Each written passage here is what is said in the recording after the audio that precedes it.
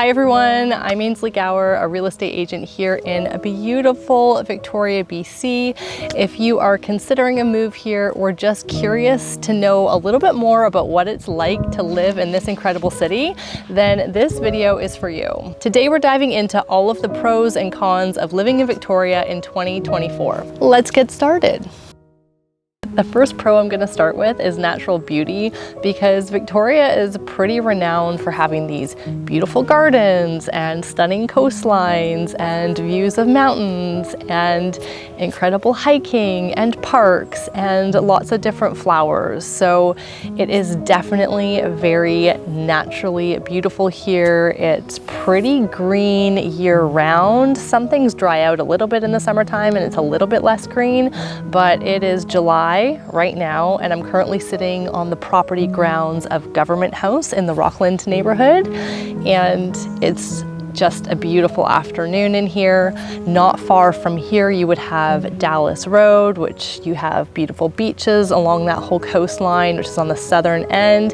Out there on a clear day you would be standing on the beach and you'd be looking across to the Olympic Mountains over in Seattle, and it can definitely be quite the sight. I have grown up here and lived here most of my life, half of my life, and I still am super impressed by how beautiful it really is here. The number two pro is our mild climate. We have these really mild winters and warm summers that don't typically get too hot.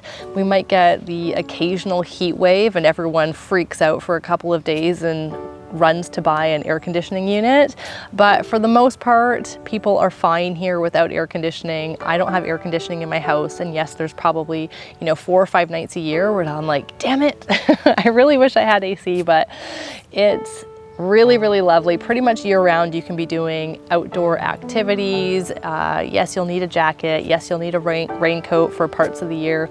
But if you're looking at it compared to, say, Vancouver gets, I think, about twice as much rain as we do here. We really don't get a lot of snow here either. There's maybe a couple of days a year where we get a little bit of snow. And again, because it's so few and far between, nobody wants to go out in their car. Everyone stays home. They're like, I don't know how to drive in this. So it's kind of fun when we get a snow day here because it's kind of a special thing. Another pro would be community and lifestyle. So I think Victoria has a pretty strong, vibrant community. We've got farmers markets, there's always lots of kind of cultural events or art events. So it's good in that regard, but I would say it can be really tricky to break into the Victoria scene if you're trying to make new friends here. You really have to put yourself out there for that kind of thing and join some tennis groups or running clubs or golf group, something to kind of really connect with people on a regular basis. It seems to really take that consistency to kind of break into a new friend group here.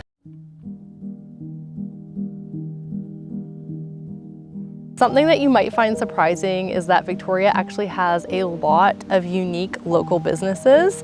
So we are a pretty small city, but we still have lots of unique local independent shops. Some of my favorites that come to mind is Pigeonhole Home Store in Fernwood, Surroundings Home Store down in Cook Street. If you haven't guessed it already, I do love home decor and thrifting, and Surroundings in particular has some great vintage pieces that she just keeps her shop so well stocked. It's beautiful down there. Christiane with Surroundings is always doing these trips over to France to source her goods, and then she sends them back to Victoria on a container. And then there's some of these other really cool independent businesses that have popped up in recent years, like the hot tub boats on the gorge, and there's Haven Harbor Saunas down now in the Inner Harbor, which has these different cold plunge pools and a warm pool with like infinity edge looking out at the Inner Harbor. Then there's places like Bilston Creek Lavender Farm out in Machosen. You can do a great day trip out there. They've partnered up with Wildwood Saunas, so you could go to the lavender farm, you could have a pizza picnic on the grass, then you could have a sauna with your friends. Something you need to book in advance, but I did that for my 40th and I highly recommend it. Okay, so let's talk about some of the cons. The first one that comes to mind is that Victoria has pretty limited nightlife. We're a pretty small city and we have pubs, we have restaurants, we have the Royal Theatre. I think it's safe to say that it's pretty quiet on the nightlife front, but I don't mind that. I feel like Vancouver is really not that far away. It's an hour-and-a-half ferry ride to get over there, and then about 45 minutes to kind of get into downtown if you don't have a lot of traffic. But going over there for the big concerts, or if you want to go see a Cirque du Soleil show because it's come to town, it's not that big of a deal to pop over to Vancouver to go and do those things.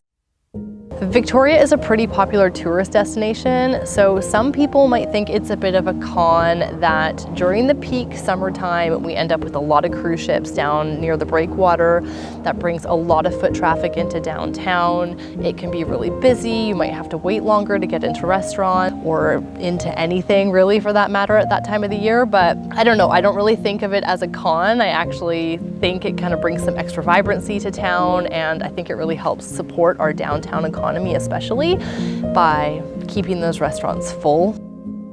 And if you didn't know this already, Victoria is on Vancouver Island. So island isolation can be a little bit of a thing for some people.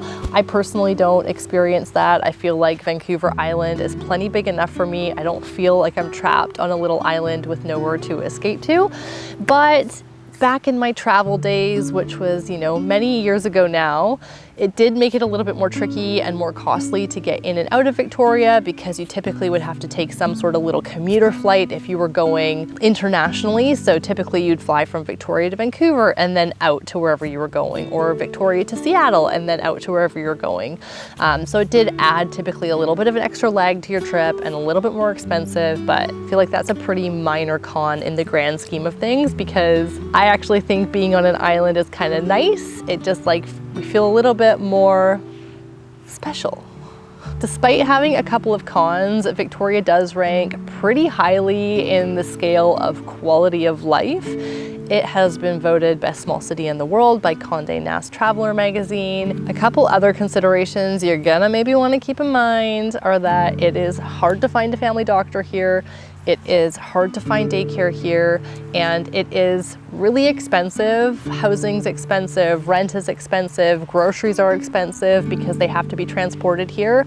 But overall, we have an incredibly high quality of life. We have great schools, we have great outdoor spaces, and overall, I feel extremely lucky to live here. So if you are looking to make Victoria your new home, I'm Ainsley Gower. I'm a local real estate agent. I would love to hear from you. I would love to help you, and I would love if you would leave me a comment on this video to let me know where you're watching from.